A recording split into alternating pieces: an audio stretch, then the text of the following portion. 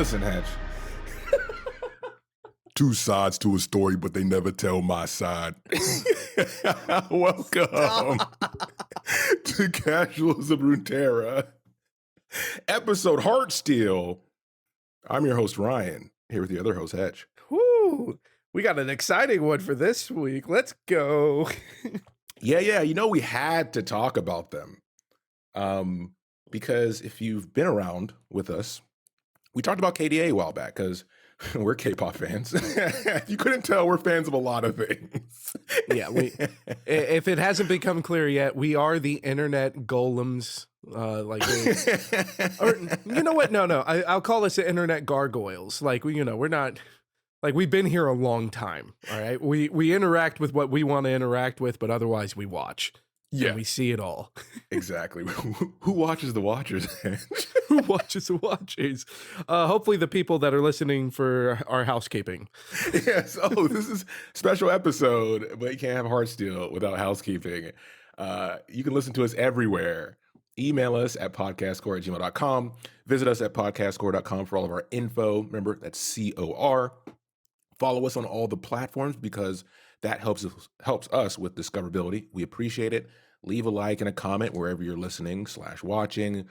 But the easiest way to listen, or the easiest way to spread the word, I don't have one prepared for this one. Tell a friend to listen to both sides of the story by listening to the Casuals of Runeterra podcast.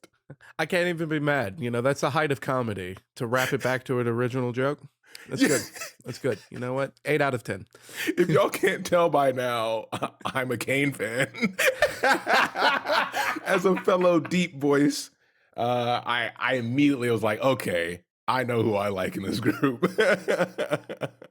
What about you, Hatch? Who are you immediately like, you know what? I'm on board. Okay, as far as just like in the group specifically, or specifically with the music video. Yeah. Let me clarify that. With the music video, it was Cassante. It was great just vibes, like overall, great like the look, voice. It was like, yeah, that was exactly what I wanted it to be. So it's like, yeah, no, Cassante.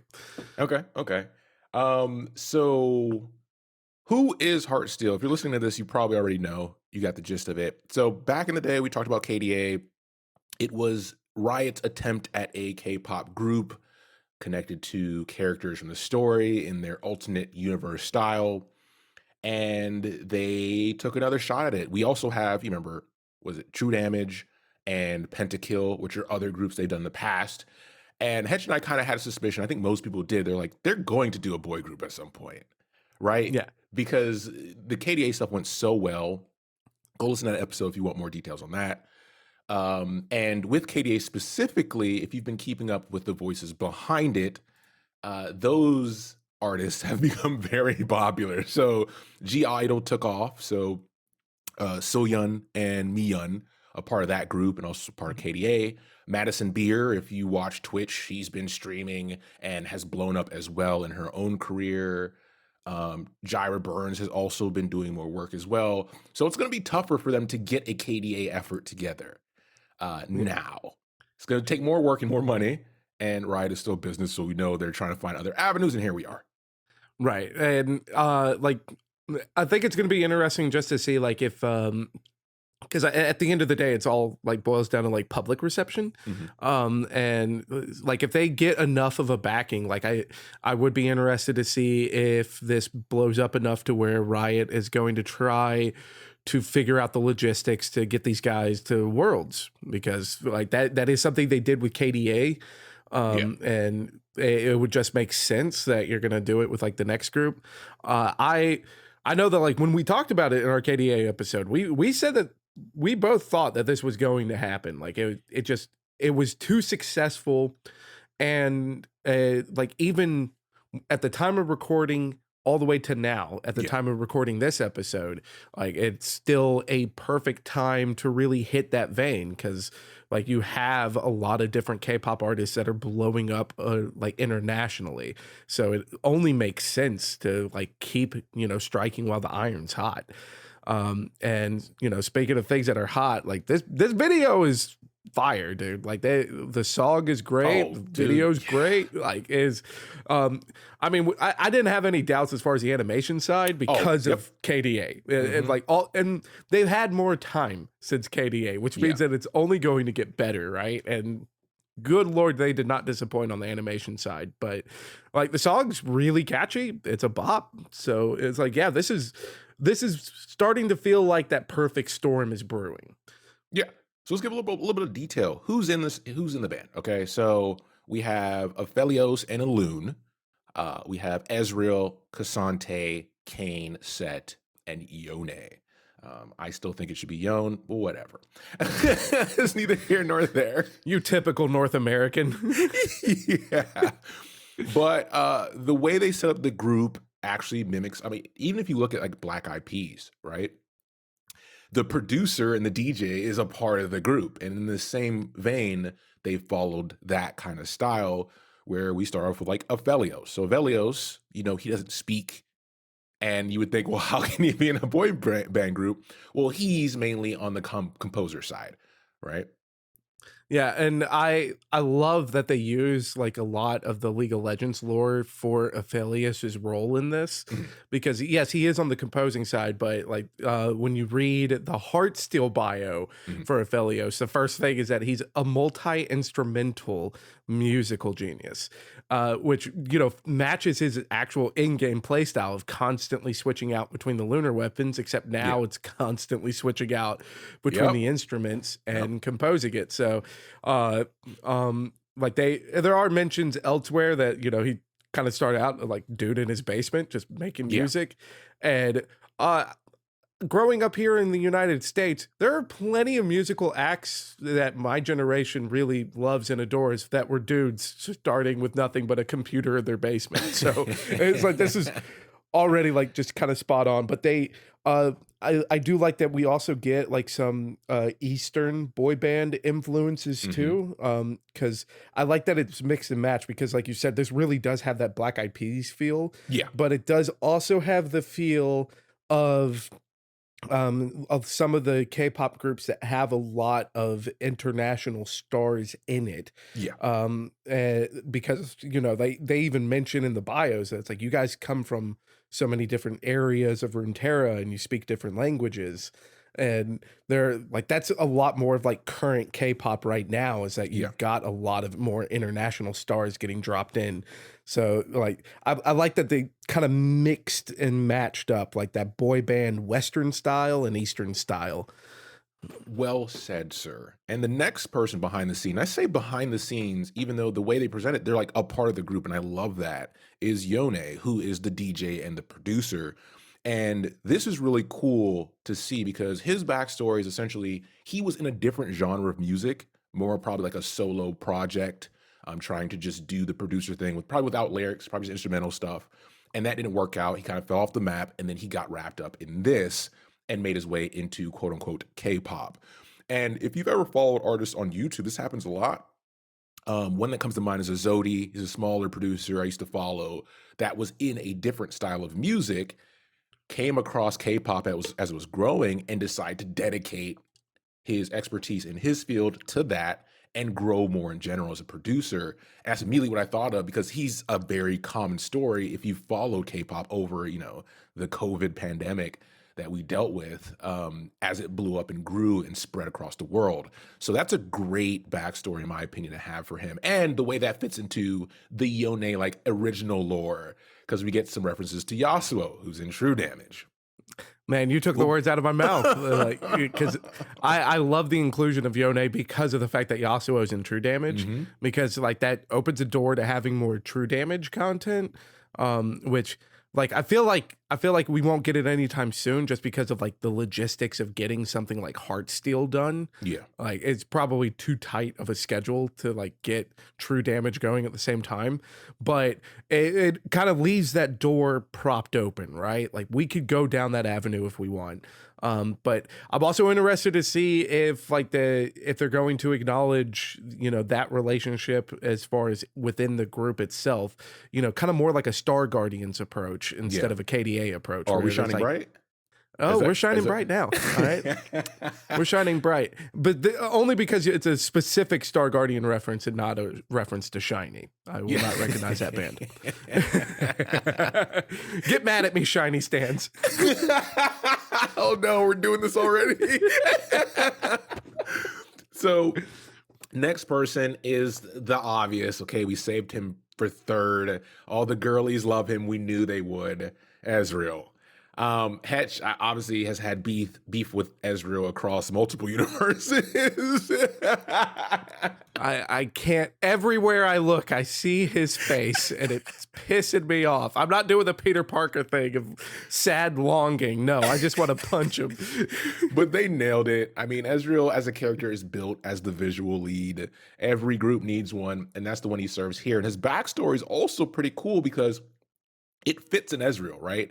Where he was essentially set up as a one-hit wonder. He was a part of the machine, and then they left him to the wolves. And after that, not really sure what he's going to do, he ends up in Heartsteel and is able to, talent he has, but now apply that in a space he never thought he would be in.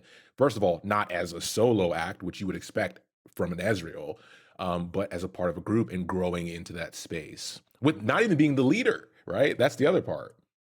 Yeah, I think like they do dive into like the whole like dynamic of how the leadership works in the group, but I feel like that's going to be another episode for us. But like I do really like that they acknowledge the fact that, Ezreal in the League of Legends lore is much more of a loner, right? And like they do that with his backstory of acknowledging that it's like, no, he did his own thing. He did his own thing. It didn't work out. And that's how we ended up here. But it's also a very obvious include as far as when you want to have that representation of Eastern style boy bands, because, you have characters like Kane, where, Kane is like the bad boy, but the bad boy motif is much more of a Western thing.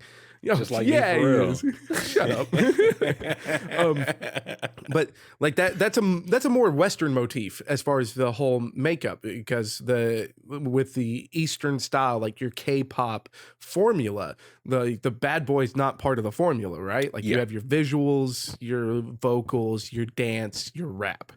And you build around that formula instead. And like this is a representation for it, because Ezreal is always going to be the visual of whatever group he's in. Like we see that even in Star Guardians, that he's still trying to figure out how to be the girliest of the girls. Like what a pain in the ass the man is. This man with the cross universe references. Let's go. But even a little tease to because we're going to do another episode, because they did a GQ spread in Korea for this, and they also translate it, which is great. We don't have the time for it here on this episode. We just got to give you guys a taste and an overview if you're kind of wondering what's going on. But Ezreal has his own individual spread there as well, because he's the visual lead, and that's what the ladies want, and you guys are getting fed, okay? We're eating good tonight. And let's hop to Cassante, one of the other vocalists next to Ezreal. And I love it because, listen, us big buff guys, we like to sing too. We got heart. Oh, stop. Oh, get off the cross. We can use the wood. But also he participates in like the style side of the group, right? And how people get to express themselves, but also showing that they are together as a group. And another story of someone who tried to do something vocally solo, but is a type of person who will take on more than they can handle. And being in a group allows him to do that with people in his corner. So it's more productive rather than destructive in this environment. So great. I love, and as Hetch mentioned, he shares vocals on the chorus with Ezreal Singer. We'll go into who's behind each voice as well a little bit later.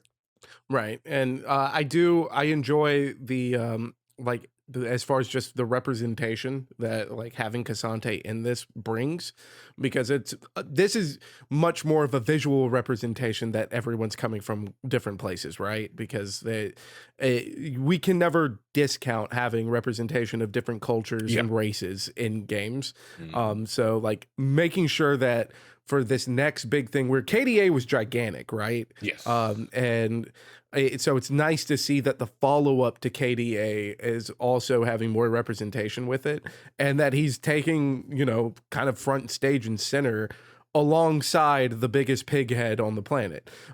So it's good to see that. And as far as like the character design of Cassante just in game is perfect for this. Yeah. Like he's just like, yeah, throw the dude in a suit and imagine him walking down a red carpet. Yeah. Of course. Like like it's, to me it was a no-brainer. So I'm glad that for Riot it was a no-brainer too, because it's like spot on. Chef's kiss. Good job, guys. Exactly. And it's time to talk about the man himself, Kane, or the men themselves, Kane and Roust. So Kane is like he had a career, and we've seen this in K-pop happen before, where you have a member who is talented, capable, but doesn't gel well with their group. Something happens and they end up getting let go or they graduate. And this makes sense for Kane because of Roust. He has a bad boy persona, and that gets in the way of the previous group he was in, and he was essentially isolated from that group and had to find greener pastures, which led him to Heartsteel, which turns out to be a better fit for him. And Yeah. he's a rapper. And like, of course, like, you know, that bad boy motif already matches like the boy band style of rapping. Yeah. Because it's like there are definitely like a lot of good rappers in the pop scene when it comes to like these kind of boy groups and girl Mhm. groups. But you know, they're kind of shoehorned into one style, right? So you know, having Kane be the rapper for the group makes sense because it's like, oh, he has a demon, he's the bad boy. You know, they're always, especially in K-pop, the rapper's always personified as the bad boy or Yeah. bad girl, right? So it's I think this was a good choice as far as like that direction. And I also like just having him in there, and you know, the bad boy motif is because of Rost. Like that is already a good thing because it opens the door for a lot of different story elements, and that's something that we get to see with like Star Guardians having Jinx on the original team, because Jinx is, you know, the wild card, Yeah. except straight up Charlie Day, Sunny, like Always Sunny in Philadelphia vibe, where so like, you know, having Kane into this group, like he can kind of fulfill that role a little bit in a different way. So I think that was a really good choice as far as champion wise to put into this group. But have we talked about our other leader yet? Have we talked No, about we Set? haven't. So let's talk about the mama's boy with a heart of gold. Oh my God. Set, our final member here. And Set is like the way he ended up in Heartsteel or started Heartsteel is actually related to his backstory, because his career was going well until he punched a paparazzi person, and PR never likes that. They never like when that happens, and that led to him having to shift directions. But also, he found a new motivation for his drive and what he wanted to do and the business in general. And he's our other Yeah. rapper. Yeah, and I like this is so, it's almost corny because of Yeah. how well it fits, right? Yeah. But like it's one of those corny things that makes you smile instead of groan. So I guess that's okay. Yeah. But it's like, oh man, like the mama's boy of the group, and it's like, oh my God, y'all just gonna do Set dirty like that? Like, that's messed up. Like it's borderline messed up. But I do love that like he ends up in the group because of punching a paparazzi. And he does it right? for a Like, good reason. We'll tell you why later, but he does Yeah. it for a good reason. they do give us reasons why, but it's but like it is kind of, it does kind of feel like Set got the shortest stick of the draw, right? But you know, a spoiler to the GQ episode, he is the second leader of the Yes. group. So the because they do that breakdown in the GQ episode, but that spoiler is that it's Cassante and Set are the Yes. leaders. So it's not all negatives for Set here. Like he comes out ahead. So let's start heading to the end of this where we talk about the voices behind them. Because as you know, the voice actors are talented. And even to the point where on Twitter, part of the campaign with the release was they were doing Discord calls with the members, with their voice actors, kind of just interacting naturally as a group would. Because they're oh my God, multicultural. Sorry, we talk a lot. So sometimes We did do our tongue twisters before the show. I know, right? So sometimes they have to communicate purely remotely because they're in their own country. And we get replacement vocalists for those voice actors. Not all voice actors can sing. Most of them can, though, which is always impressive. With Ezreal, we have, and I'm sorry if I butcher this, Bacon. Not bacon, even though I want to say it. Good old bacon. I mean, hey, it's our show. Are we making it canon? It's our show. Is that bacon former now? member of EXO. And shit, Super M, dude, this is probably this is our main K-pop guy. Yeah. And specifically with the way that they want to build Heartsteel as far as within the universe, there isn't anyone better than Baekhyun to take up that mantle, in my opinion. I'm not. I'll preface this with saying I'm not like the biggest EXO fan. Yeah. But like, despite that, he is perfect for this role, not only because of his vocal talents, but he is a former member of EXO, and EXO was probably the flagship group of as far as like the early 2010s. Yeah. They were the flagship group of having international stars in the lineup, as far as like more than just one. So like they were the ones that like early on were kind of paving the road of figuring out how difficult it is to match up their artists' schedules, you know, getting some of these guys out of China to come to Korea, figuring out work visas and stuff like that. A lot of what's in place nowadays was built by EXO. So having a former member of EXO be in like providing the voice, but he could also be the guy that is like, hey, what's it like with language barriers, and what's it like with distance between the members, like physical distance between the members? Yeah. How does that affect like the work side of things of being on a boy band? So I got to imagine he's a great insight for that. But the dude can sing, so yeah, like let that be one of your main vocalists. Absolutely. Yeah. And then followed up by Kasante's voice vocalist, which is Toby Lou, which is he's a Nigerian artist raised in the States in Chicago, who does both singing and will do some rapping as well, and also song production, which is great, right? Because when you have solid vocalists, solid rappers, but also people that can do both, that just adds more of a dynamic aspect. And like Hetch mentioned, more representation, because we're showing multiple cultures touching the same product. You're going to get something unique, right? That's how we get cities. Blending cultures, baby. You know, back before America became great again, it used to be a melting pot. And we used to embrace a lot of these cultures. Yeah. But for now, we'll settle with, we'll settle with K-pop groups built out of Runeterra. We can. But I like he absolutely did a wonderful job as far as his lines in the song. Like I said, like when Kasante came out, and I like his. All like the voice that they picked as far as in Toby Lou, it's like exactly what I wanted it to be. Like, so they did a good job. I hope that this like, you know, is only a boon to Toby Lou's career, because I ain't gonna lie, I didn't know about him until this.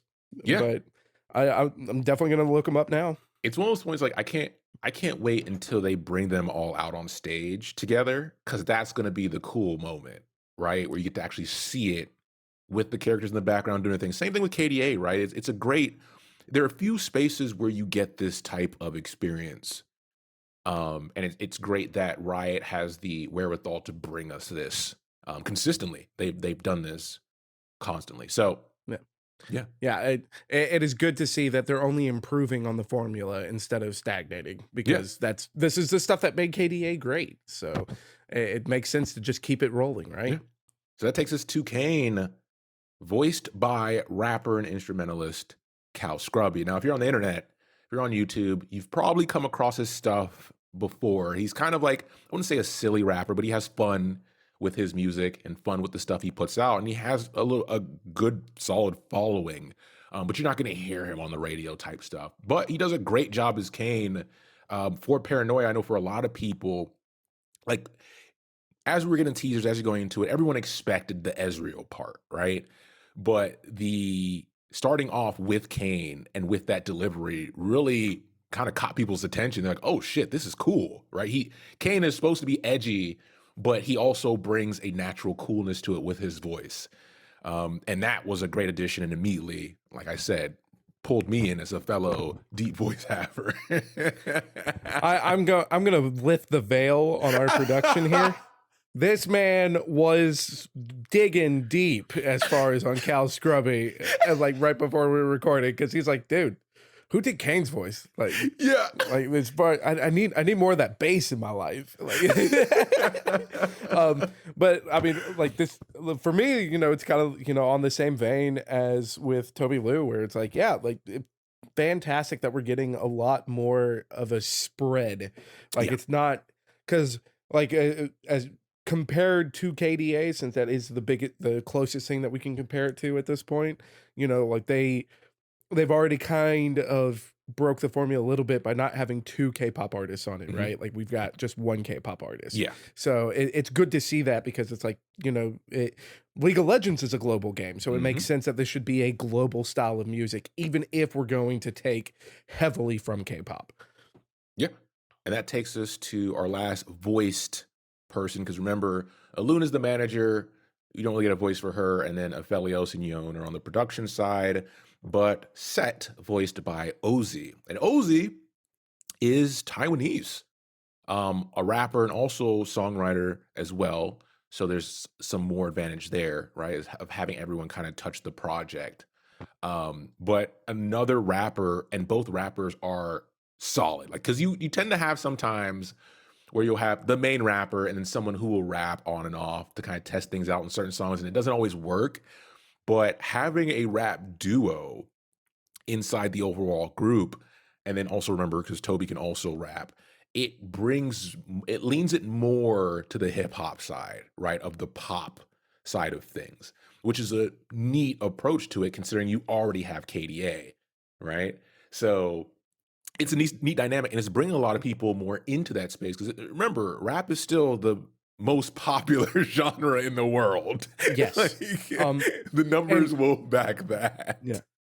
To backseat on that comment, like what arguably the most famous K-pop group in the world is BTS. With there's Wait, no who? arguing Never heard of that. them. Of course you haven't.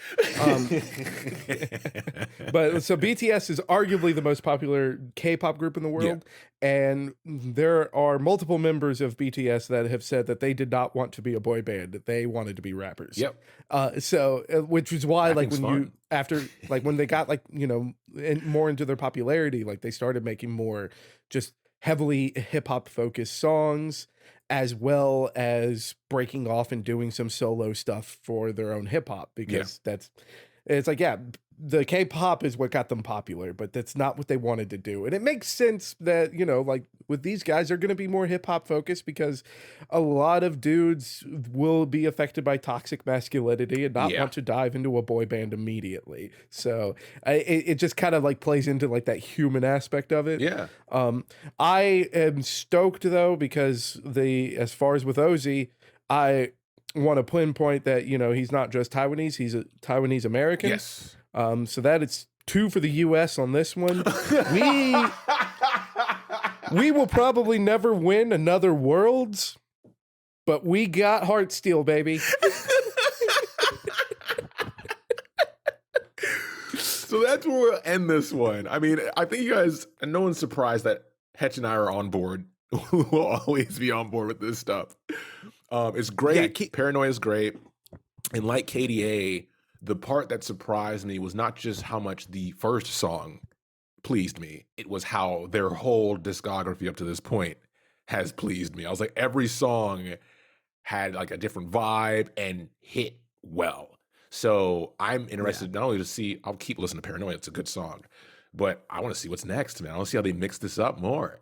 Yeah, and we haven't talked a lot about the song, and that's for a specific reason. It's good. Go listen to it. Yeah. You don't want to listen to two dudes talk about it. Just listen to it. It's really good. And I'm excited for this not only because, you know, like the world building that can come around it, Yeah. because we got to see like how much fun that they had with Star Guardian universe. So the more like Check out our like Kate, 10-part series. yeah, check out our series. Wink, wink, nod, nod. But like with that, like, you know, they were already adding more into KDA, especially with like, you know, bringing Seraphine in as a champion, like shortly after the KDA stuff. So, and then like we have True Damage, and then with Heartsteel, like Yone it actually like mentions like Yasuo in True Damage. So it's like they're building another world here too.